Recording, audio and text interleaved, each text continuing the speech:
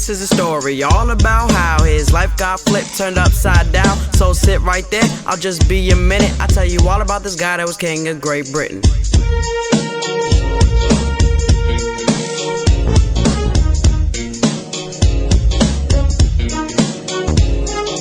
June 4, 1738, Britain's where George III was born and raised. From the day of his birth, he was named a prince, cause his dad was a king, King Frederick. 1751, George was 12 years old, and his father passed away. Something was wrong with his lungs. Next thing you know, he's next in line. George knew what that meant, ruling time. 21 years of age, he met a girl named Sarah. He wants to marry her, be by his side whenever. So he told his plans, all to Lord Bute, and he said to him, George, my answer's no to you.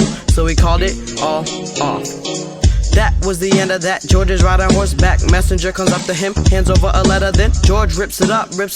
He's anxious, starts to read the letter, and his heart starts racing. His grandpa died 1760. George is 22, about to become king. When he took the throne, he was 4 years deep in a 7-year war that never went to sleep till 1762. George was the man, started feeling good. Seemed to always have a plan too. At 24 years old, he ruled the British Empire at the top of his game. He never grew tired. Next thing you know, along comes a sugar act. Colonists want molasses, they have to pay tax. If you try to smuggle it, you got arrested on sight. We had no representative, we knew it wasn't right, so we protested and we kept at it. But then came an act pushed through Parliament. That's part of it. Hear this part of it. We had to pay for a stamp, put on documents, newspapers too, even almanacs. Then once again, George tried to make more money. He taxed home goods now. That ain't even funny. So we had a tea party, not imaginary though. So we threw the tea overboard, miles away. Whoa, 11 years in the marriage. George had 9 kids, but was hardest on his sons with them being prince. He had beaten them for lying and laziness. He was losing sanity,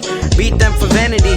Day by day, George was getting older, and the war he started was finally over. 1785, he let America go. He was forced to, then we left out of his grasp. Whoa, 50 years of age, things headed south. No one knew what was wrong, they guessed it was gout. George was ill before, suffered from insomnia, got a high fever, even weight loss. George lived a full life, had 15 kids, slowly sank into age and illness. 1801, he suffered from a relapse. 71 years old, he probably had bad kneecaps. George was also hit with a blood disease. This guy had bad luck, it was hereditary. January 29th, 1820, George died at the age of 80. He will always be in our memory, forever known as America's enemy.